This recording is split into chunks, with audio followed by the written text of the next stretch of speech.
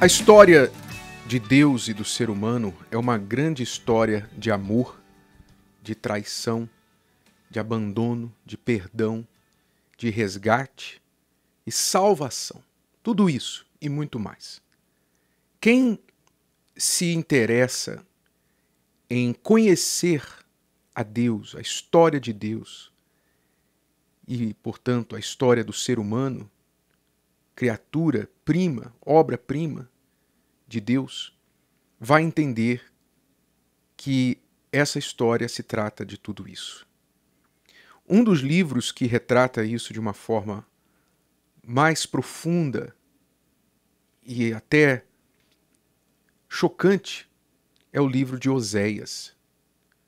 Depois você poderia fazer a si mesmo um grande favor e ler o livro de Oséias, que tem apenas 14 capítulos, mas vale a pena cada um deles. E lá no início, no capítulo 2, Deus fala sobre o povo de Israel, a quem ele retrata como uma esposa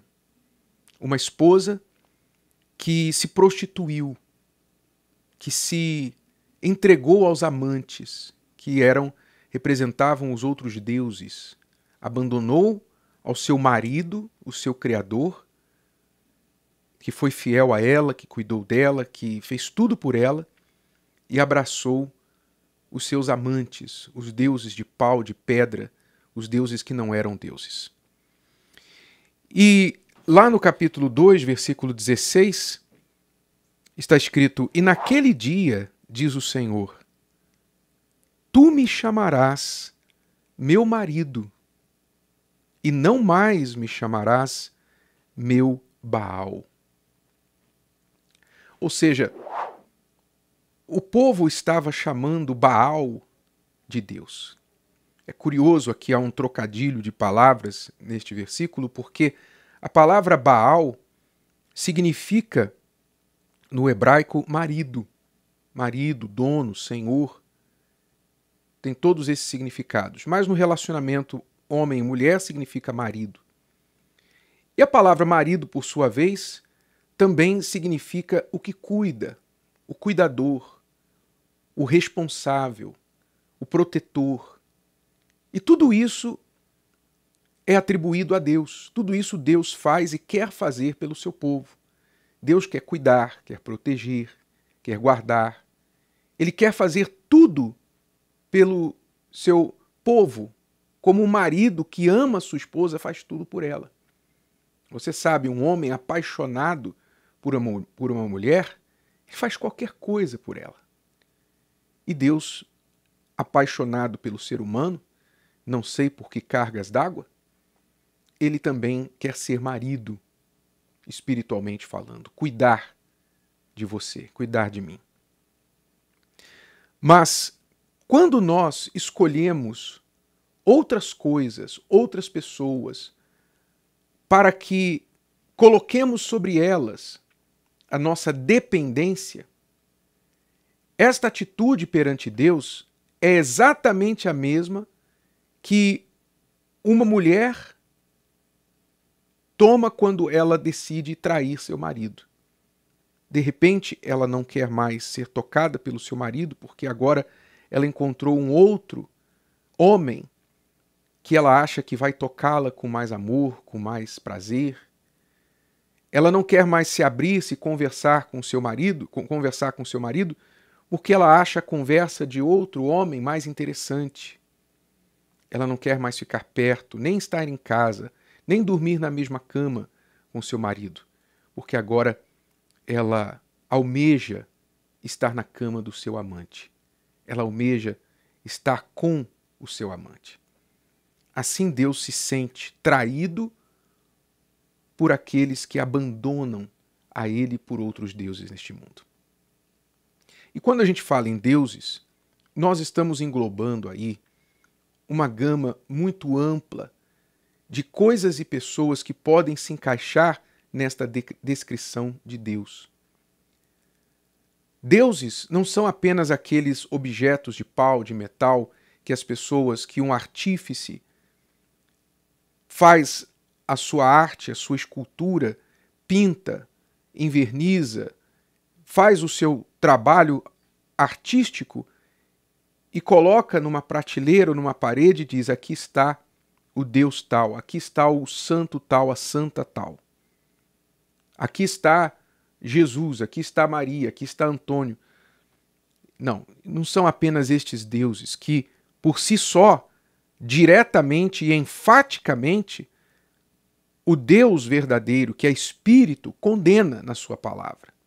Lá nos 10 mandamentos, os 10 mandamentos já falam: não terás outros deuses diante de mim. Não terás imagens de escultura. Não as farás. Não te encurvarás a elas. Então aquelas pessoas que dizem: não, eu não adoro, não, eu só tenho ali como um símbolo, é só para reverenciar, só para lembrar. Mas está escrito: não as farás, não as terás, não te encurvarás a ela. Ou seja, é abominação. Por isso que Deus mandou o Gideão, primeira coisa que Deus mandou o Gideão fazer, quando o chamou para mudar a situação de Israel, de miséria e destruição, foi que ele derrubasse o altar de Baal. Quer dizer, se vocês querem que eu ajude vocês, então chute para longe de vocês aqueles que vocês colocaram no meu lugar. Vocês colocaram Baal, uma imagem e um altar na sua casa, no meu lugar, e vocês reclamam que eu os abandonei?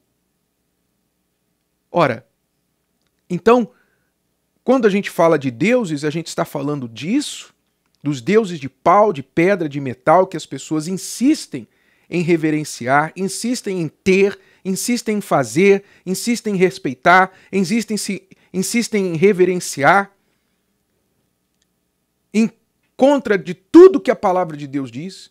Quer dizer, ignoram completamente o que Deus está falando na sua palavra, que ele é espírito, e importa que aqueles que o buscam, que o adoram, o busquem e o adorem em espírito e em verdade. Ou seja, Deus não se permite fazer de si mesmo nenhuma imagem, porque ele é muito maior do que isso.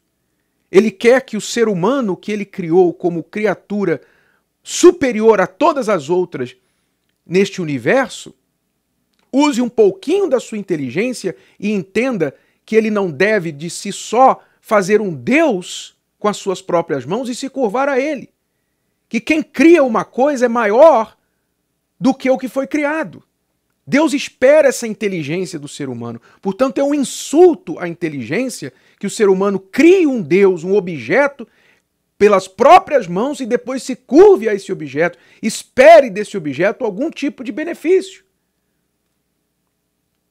dispensando toda a razão, toda a inteligência de que o Criador é maior do que a criatura. Portanto, se alguém pode me ajudar, é quem me criou, não quem eu criei. É quem me criou. Então, se eu vou dedicar a minha oração, se eu vou servir aquele que me criou. E só há um Criador, só Ele. Então Deus espera isso da gente. Mas, novamente, deuses não são apenas estes feitos por mãos de homens. O ser humano, ele é talvez o maior criador de deuses, a maior fábrica de deuses que existe. Porque no momento que a pessoa dá as costas para Deus, ela vai preencher o espaço de Deus com outra coisa. Então muitas pessoas têm colocado no lugar de Deus a opinião de um médico, a opinião de um advogado, colocado no lugar de Deus o dinheiro. Eu que não tenho dinheiro para ver se Deus vai me ajudar. Né? Então Mamon, como Jesus falou lá, não podeis servir a Deus e a Mamon. Não podeis. Quer dizer, as pessoas hoje, o principal Deus deste mundo é Mamon. O principal Baal deste mundo é Mamon, é o dinheiro.